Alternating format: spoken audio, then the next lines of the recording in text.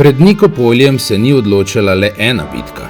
Odločalo se je, ali bo Evropa še sposobna ustaviti turški osmanski prodor, ali pa se bo začelo dolgo obdobje umikanja. V prejšnjih delih smo spremljali vzpon grofov celjskih, njihovo utrjevanje moči, njihovo vlogo v prostoru med Alpami in Panonijo. Toda leto 1396 je prineslo preizkušnjo, kakršne ta prostor še ni doživel. Na bregovih reke Donave se je zbrala vojska, kakršne Evropa ni videla že dolgo. Križarski pohod, združen iz vojakov številnih evropskih dežel, je verjel, da bo z enim samim udarcem ustavil osmanske Turke. A zgodovina se redko podredi pričakovanjem. Pri Nikopolju se ni zlomila le vojska, zlomila se je predstava o nepremagljivosti zahodnega viteštva. In prav v tem zlomu se je začela zgodba, ki je grofe celjske iz regionalne rodbine potisnila v sam vrh srednje evropske politike.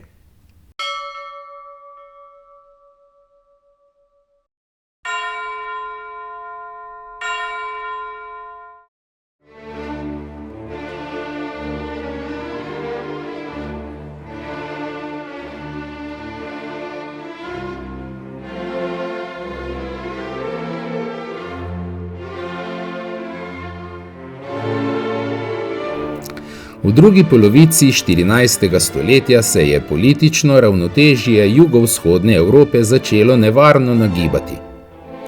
Osmansko cesarstvo, še nedavno obrobna sila, je po zmagah v bitkah pri Marici in na Kosovem polju postalo odločilni gospodar Stare planine, ki je šele v stoletjih po tem času dobila tudi novo turško ime – Balkan. Vladar osmanskih Turkov, Bajazid I, imenovan Bliskoviti, ni bil le osvajalec, temveč tudi izjemno hiter in odločen strateg. Z neverjetno hitrostjo je lomil odpor enega knežjega gospodstva za drugim. Bolgarska kraljestva so padala, srbski vladari so postajali njegovi vazali, Bizanc oziroma Carigrad pa se je skrčil na oblegano prestolnico. Ko je bil Carigrad obkoljen, se je prvič po stoletjih zazdelo, da vrata v osrčje Evrope niso več varna. Najbolj neposredno je to nevarnost občutil ogrski kralj Sigismund Luksemburški. Ogrska ni bila le ena izmed krščanskih držav. Bila je zadnja velika pregrada med osmansko vojsko in panonskim prostorom. Sigismund je razumel, da se tu ne odloča le usoda njegove krone, temveč prihodnost celotne srednje Evrope. Zato je posegel po skrajnem srednjeveškem sredstvu – pozivu k križarski vojni.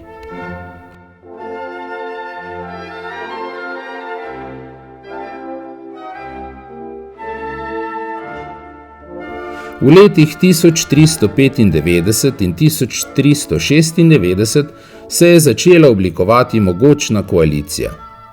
Najprej so se odzvali Francozi pod vodstvom sina burgundskega vojvode Filipa, Jeana de Nevra, skupaj z maršalom Boucicaultom in praktično celotnim cvetom francoskega plemstva. Ta vojska je leta 1396 prikorakala v Rezno, današnji Regensburg, kjer so se ji pridružili nemški vitezi. Skupaj so se odpravili proti Dunaju. Tam so se jim pridružili Avstrijci, z njimi pa tudi koroški, krajinski in štajerski Slovenci. Slednje je v velikem sijaju pripeljal grof Herman II. Celjski. Zbrana vojska je nato odkorakala do Budima na Ogrskem. Tam so se združili z madžarskimi četami, s severa pa so prispeli tudi vitezi Ivanovci ter poljske in češke enote. Iz zahoda so prikorakali še Hrvati, Bosanci ter bezjaški oziroma panonski Slovenci. Nazadnje so se tej veliki vojski pridružili še Vlahi vojvode Mirča in Transilvanci pod vojvodom Sedmograškim. Sigismundova armada je konec avgusta leta 1396 krenila ob toku reke Donave proti jugu. V svojem pohodu proti obleganemu Carigradu so mimogrede zavzeli bolgarsko mesto Vidin, ki ga je branil turški podanik Bolgar Stracimir, in se nato usmerili proti Nikopolju. Na poti je padlo še Rahovo.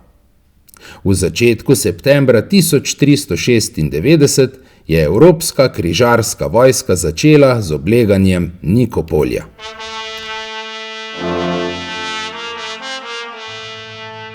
Medtem so vohuni sultana Bajazida hitro izvedeli za pohod združenih krščanskih čet.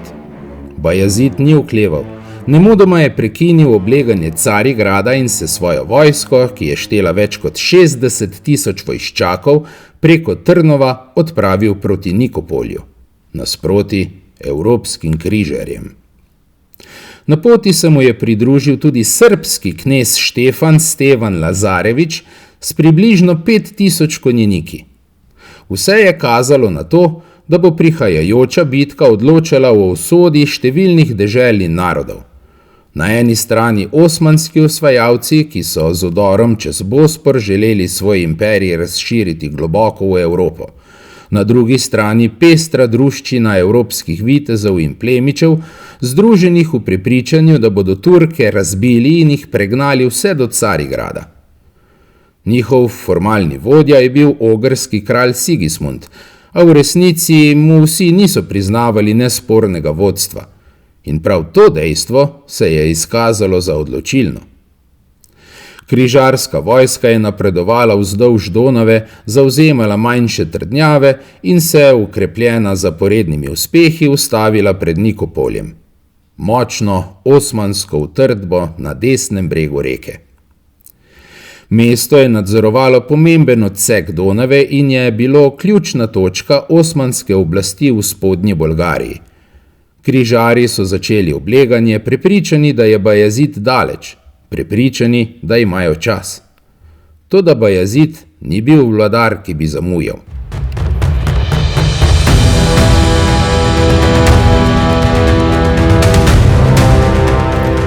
Ko je izvedel za križarsko vojsko, je z izjemno hitrostjo zbral svojo armado. Njegova vojska ni bila viteška druščina, temveč uigran bojni stroj. Lahka konjenica je izčrpavala sovražnika, janičarji so tvorili neprebojno pehotno jedro, spahije pa so bile pripravljene na odločilni udarec. Poleg njih so bile v sestavi tudi vazalne srbske konjeniške enote, izkušene v boju proti zahodnim vitezom. Dne 25. septembra 1396 sta se vojski srečali pred Nikopoljem. Že pred začetkom bitke pa je na evropski strani prišlo do prvega resnega spora. Kralj Sigismund je želel najprej napasti svojimi ogrskimi, slovenskimi in vlaškimi četami, ki so že poznale turški način bojevanja. Francozi so temu odločno nasprotovali.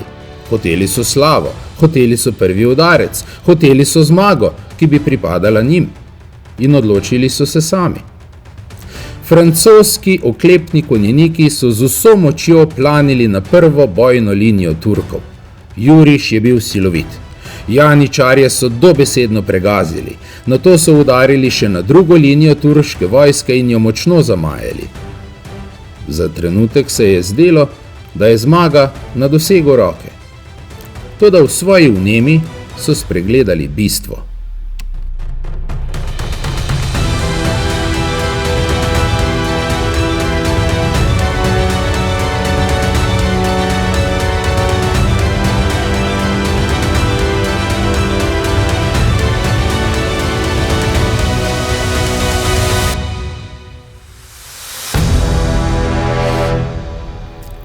Napadli so le tisti del turške vojske, ki je stal pred njimi. Niso pa videli, kaj se pripravlja ob strani. Po svojem običaju so razjahali in peš napadli ostanke turških enot, prepričani, da je boj že dobljen.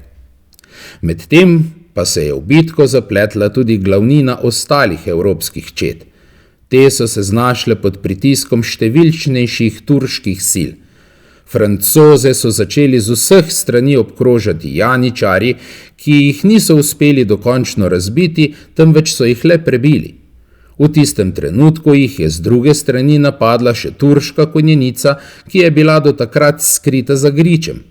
Nenadoma so bili obkoljeni, sredi sovražnika, brez izhoda. V tistem trenutku se je bitka začela lomiti. Francoski vitezi, ki so še pred nekaj trenutki verjeli v zmago, so se znašli ujeti sredi turške razporeditve.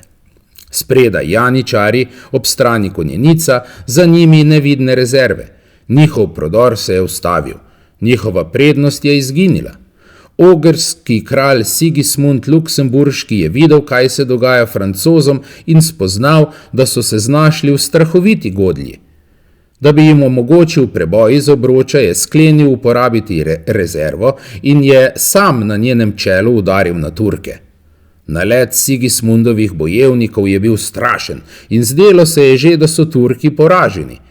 Med turško vojsko je prišlo do številnih znakov rasula. Sultan Bajazid je moral osebno poseči v bitko, da je preprečil splošno paniko v turških vrstah in vlil svojim vojakom novo samozavest.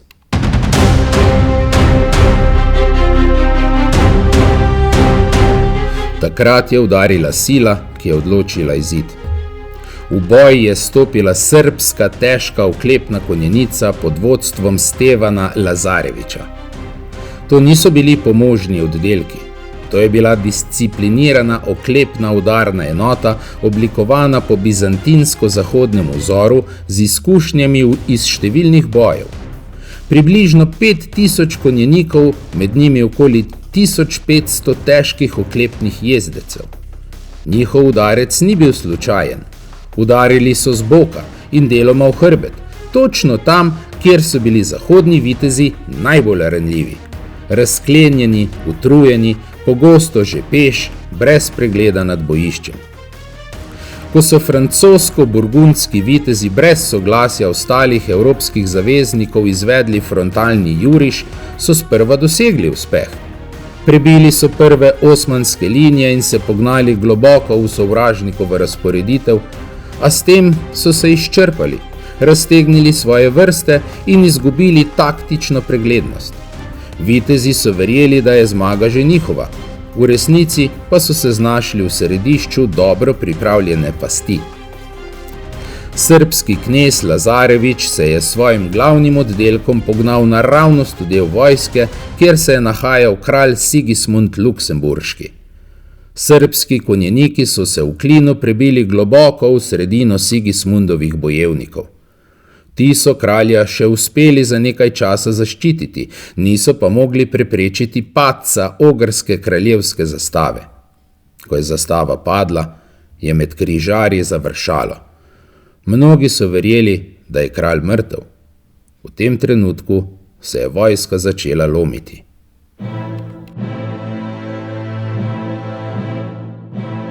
Vlaške in transilvanske enote so zapustile svoje položaje. Red se je razblinil. Vzpostavljena linija je razpadla, kar je še pred kratkim delovalo kot organizirana vojska, se je spremenilo v množico posameznikov, ki so vsak zase iskali pot iz obroča. Nastopila je panika. Večina čet se je v divjem neredu začela umikati proti reki Donavi. Bitka ni bila več boj za zmago, postala je beg za preživetje. Pomembno je razumeti, da se zahodni vitezi niso zlomili zaradi strahu. Zlomili so se zaradi pritiska z vseh strani. Spredaj janičarska pehota, ob strani osmanska konjenica, za njimi srbski težki oklepni jezdeci, ki so delovali kot udarno kladivo. Brez srbskega udarca bi se morda del križarske vojske lahko umaknil, morda bi celo stabilizirali fronto. Toda z njihovim posegom je bil razplet neizogiben. Srbski konjeniki pri Nikopolju niso bili zgolj vazali, ki so izpolnjevali svojo obveznost. Bili so odločilni operativni element turške zmage. Najbolj izurjeni srbski vojaki so odločilno sodelovali pri porazu krščanske koalicije, ki bi lahko ustavila prodor osmanskih Turkov v Evropo. Udeleženec bitke Hans Zilteberger je v svoji kroniki jasno zapisal, da je Bajazidu v odločilnem trenutku pomagal prav srbski knez Stevan Lazarević, ki je napadel mesto, kjer se je nahajala ogrska kraljevska zastava, razbil ogre in jih pognal v beg. Po bitki je bil zato tudi nagrajen.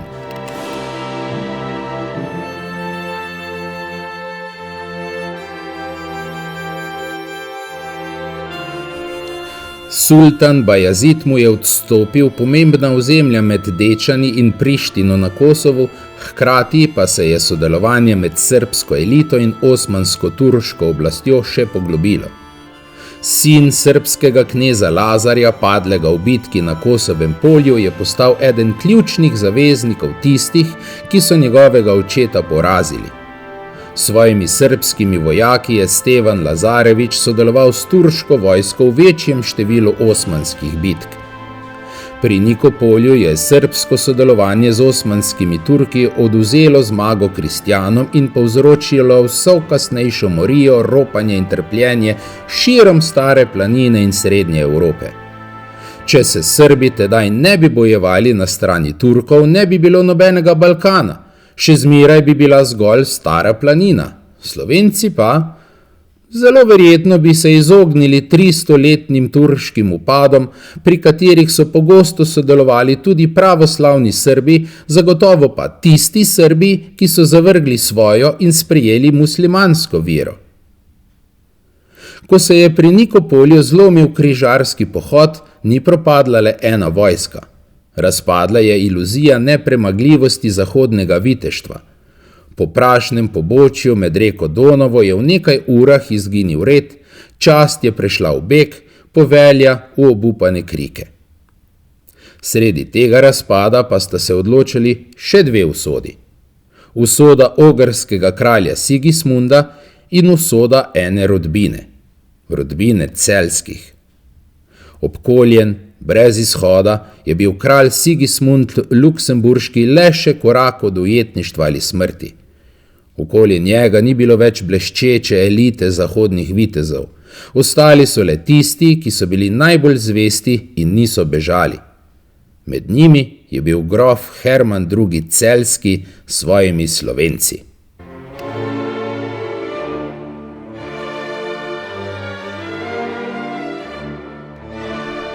Videl je, da evropskih zaveznikov ne zanima usoda kralja Sigismunda, temveč si vsak rešuje svojo kožo, kakor ve in zna. V trenutku, ko je bilo jasno, da je bitka izgubljena, ni šlo več za zmago. Šlo je za odločitev, ostati ali oditi. Grof Herman Celjski in njegovi bojevniki se niso brezglavo umaknili. Herman je okrog sebe zbral svoje vojščake. Stopil je na njihovo čelo in udaril. Slovenske čete so se z značilnim ukanjem pognale v bojni metež. Udarile so tja, kjer je bil pritisk največji. Razbile so sovražnika, razpršile turške in srbske enote in jim naravnost izpred nosa odvedle skoraj že zajetega ogrskega kralja. To ni bil juriš za zmago, to je bil boj za preživetje. Kralja so rešili, iztrgali so ga iz obroča in ga pospremili proti Donavi. Tam ni bilo zmagoslavja, bilo je blato, kri, strah in kaos. Čolni so bili premajhni, ljudi preveč, konji prestrašeni. Kralja so ukrcali na ladjo. Po Donavi je pobegnil proti Črnemu morju, nato pa po Egejskem morju in Jadranu vse do Dubrovnika, kamor je prispel šele mesece pozneje. A do te ladje ni prišel sam. Ob njem je stal človek, ki ga je rešil. Grof Herman II. Celjski.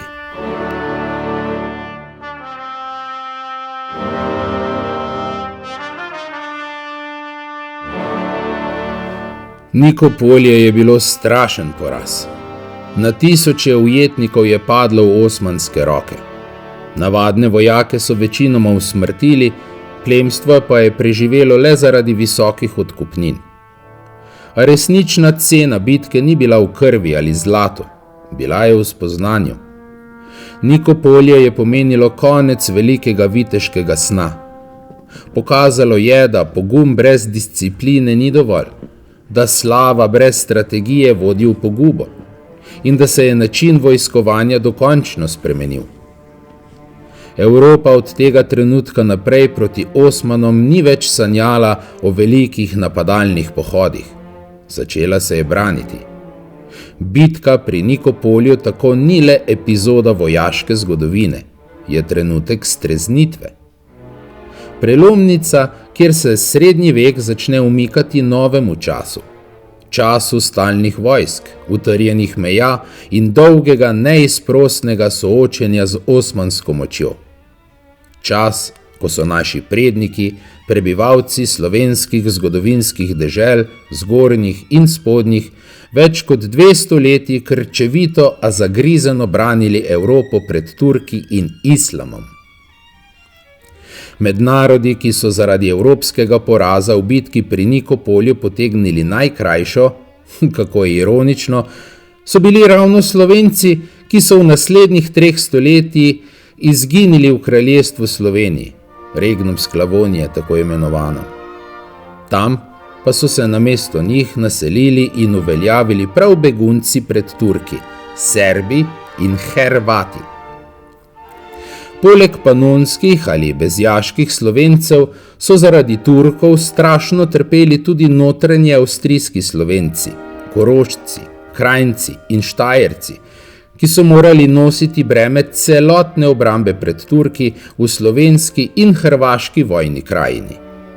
Slovensko krajino, ki so jo plačevali in vzdrževali deželni stanovi Štajerske, Bansko krajino ter Hrvatsko in Morsko krajino, ki so jo plačevali ter vzdrževali deželni stanovi Krajinske.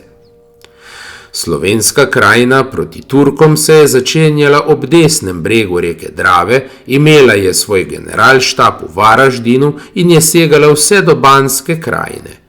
Tej je sledila Hrvatska krajina, nato pa še Morska krajina.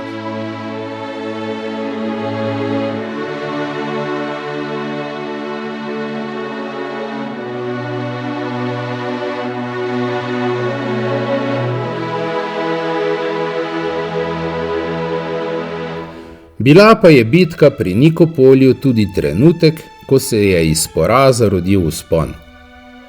Vzpon rodbine, ki bo v naslednjih desetletjih zaznamovala prostor Srednje Evrope. Rodbine trojnih grofov celjskih, zagorskih in ortenburških, slovenskih banov in državnih knezov Svetega rimskega cesarstva. Bitka pri Nikopolju je še dolgo ostala v spominu Slovencev, bila pa je celo navdih za slovenska slovstvena dela v 19. stoletju. Iz leta 1859 je tudi naslednji navedek. Takoj na to zabliskajo se konjem potkve in v divjem diru šlo je proti ogrski meji. Tretje jutro na vse zgodaj odpre se jim razgled na ogrski stolni Beligrad. Ivan Sibinski stal je prav v Linah, ko se naši Slovenci v divjem diru mestu bližajo, da se je kar prah delal za njimi. To so Slovenci, dejal je Sibinski vitezom, poznam jih po njihovih bronastih čeladah in pogumnem in zvonkem ukanju, katero je že marsikako zmago pridobilo. Pod celjskim grofom Ermanom so Slovenci svojo hrabrostjo pri Nikopolji na Bolgarskem rešili vso ogrsko armado gotovega pogina. Sedaj se nam pa ni več treba bati, kajti zmaga nam bo gotova. Dobro jih poznam, kaki ljudje da so. Vsak je junak od noga do glave, kjer zadene iz krašine, 6 pade, kjer porine, grad vali se v sip in prah. Kako bi bil pa tudi grof Urh tako mogočen, če ne bi imel Slovencev?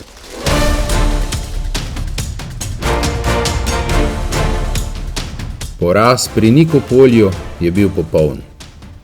A zgodovina se ne konča tam, kjer pade vojska. Iz kaosa na bregovih Donave se je rodila nova resničnost. Kralj Sigismund je preživel, ne po golem slučaju, temveč zaradi odločnega dejanja ljudi, ki v ključnem trenutku niso bežali. Med njimi je stal grof Herman II. Celjski. Iz tega trenutka se je spletla vez, ki bo v naslednjih desetletjih odločilno vplivala na razmerja moči v srednji Evropi. Celjski niso postali veliki zaradi ene zmage, temveč zaradi odločitve, ki so jo sprejeli v trenutku poraza. Nikopolje je pomenilo konec enega sveta, a za grofe Celjske je pomenilo začetek. V naslednjem delu bomo videli, kako se je ta zvestoba spremenila v politično moč, kako so Celjski stopili v samo središče evropskih dvorov in kako se je iz dogodkov pri Nikopolju začel njihov največji vzpon.